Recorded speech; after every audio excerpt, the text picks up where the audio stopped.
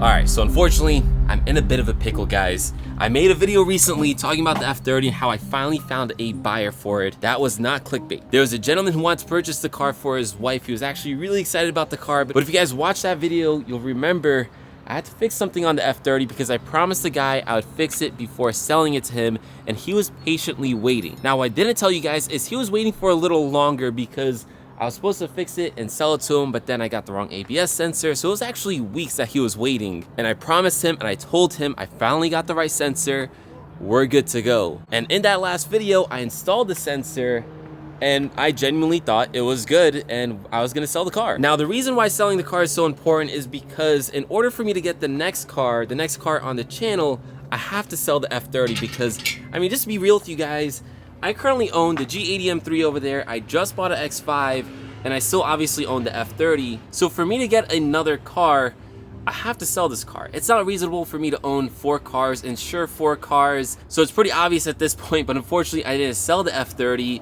And since I didn't sell it, I can't get the next car, and that kind of just puts a wrench in all of my plans. Now, if you're wondering why I didn't sell the car since I had a buyer lined up, well, like I was alluding to, that ABS sensor didn't fix the car. Nope, it came back on right away. Oh man. Oh man, dude, this is crazy. Right away. So wasn't that? Flat tire monitor connected.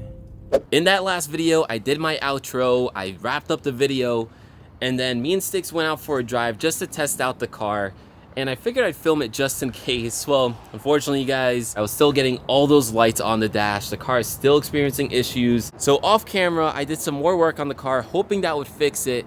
And the guy was still honestly patiently waiting. So since I replaced the ABS sensor, I actually hit up my boy Vasar at Precision Motor Works, and I asked him what he thought. Because again, it was saying front left sensor. Well, I fixed that and that code went away. However, it was still throwing up codes. It was still giving us all those lights on the dash. So he said it could possibly be the ABS module. So if you don't know, the ABS module sits right below this plastic thing, right next to your brake fluid reservoir.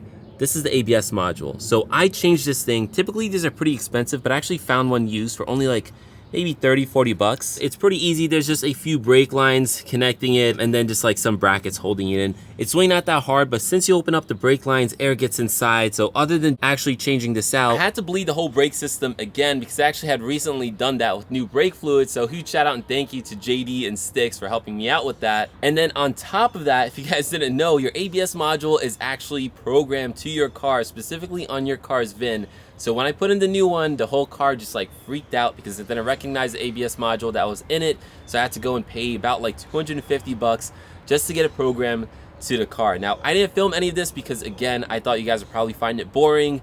I thought that would just eventually fix the issue and I'd just sell the car like I said. But unfortunately, after all that work, after all that money, that still did not resolve the issue. So since I keep on losing money by just dumping it into the F30, this might be a good time to thank today's video sponsor, and that is Simply Carbon Fiber. So Simply Carbon Fiber makes a whole bunch of carbon fiber accessories for yourself, like wallets, phone cases. You guys already know I rock their phone case and their wallet everywhere I go. So here is their carbon fiber slim wallet, which you guys can see has a money clip on the back, which is running a little low thanks to the F30, and also has a clip to hold a whole bunch of cards, up to 7 cards actually. And of course, guys, it is made out of real carbon fiber. It looks absolutely beautiful in the sun. So if you guys want this or some of their other stuff, go check out the links down in the description below. There's also a promo code for you guys to use to save some additional money. So support them like they support me, guys, because at this point, this car, it's gonna make me broke. All right, so now back to the F30. And by the way, I'm sure you guys are wondering, well, if I wasn't filming videos and telling you guys about this whole process of me changing out the ABS module,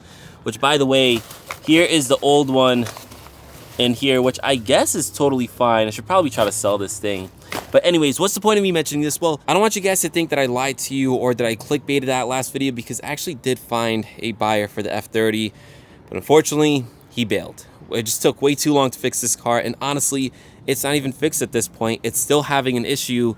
Again, that same issue, all those lights on the dash keep on popping up, so I don't really know what to do with the car at this point. The plan is still to sell it and to get rid of it so we can get another more exciting car on the channel. However, I can't fix it in this state, so at this point, I'm kind of just taking it off my hands, and I'm just gonna send it to Precision for them to like look at it in detail and try to figure out what's wrong with it. Unfortunately, that's gonna cost me a lot of money, just them diagnosing the car and taking time with the car, and who knows what the issue even is. If you guys know what it could be, please let me know down in the comments below. I changed the ABS sensor, I changed the ABS module. It's not the transfer box. I know some of the codes are saying transfer box, but you definitely feel the transfer box if that was the case. The car accelerates perfectly smooth, but these codes still come up on the dash and on the OBD scanner when the car like almost peels off. Like it's kind of like struggling for traction. Either like you peel off or maybe you drive up a hill in the rain. Clearly when the car struggles for traction, that's when these codes come up. So if you guys have any idea what it could be, please let me know down in the comments below. By the way, I know a lot of people kept on saying it's the battery.